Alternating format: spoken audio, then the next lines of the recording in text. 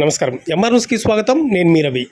నెల్లూరు జిల్లా కందుకూరు నియోజకవర్గంలో వివిధ ఆరోగ్య సమస్యలతో బాధపడుతున్న పేదలు ఆరోగ్యశ్రీ వర్తించగా సొంత నిధులతోటి చికిత్స చేయించుకొని ఆర్థికంగా ఇబ్బంది పడుతున్నామని ఎమ్మెల్యేకు అభ్యర్థన చేసుకోవడంతో వారి అభ్యర్థన మేరకు గురువారం 15 మంది లబ్ధిదారులకు 13,38,533 రూపాయల చెక్కులను స్థానిక శాసనసభ్యులు ఇంటూరి నాగేశ్వరరావు బాధితులకు అందజేశారు.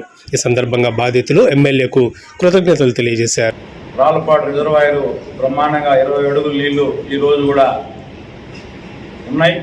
ఇంకా ఎక్కువైతే మొన్న 2 డేస్ బ్యాక్ కొంచెం ప్రాబ్లం ఏమైనా అవుతుందేమో ప్రాజెక్ట్ అని చెప్పి కింద కూడా వాళ్ళు తప్పకుండా చివరి ఆయకట్టుకి నీళ్ళు ఇచ్చే బాధ్యత ఈ ఉమ్మడి ప్రభుత్వం తీసుకుంటుంది.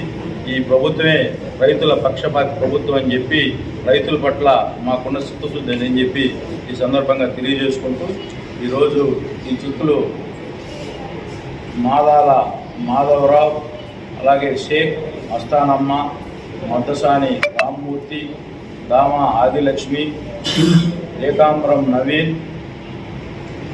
పల్లెపాటి యలమాద కోటయ్య, సయ్యద్ సఫీ, గూడూరు రమణమ్మ, పాకుమాని సుశీల,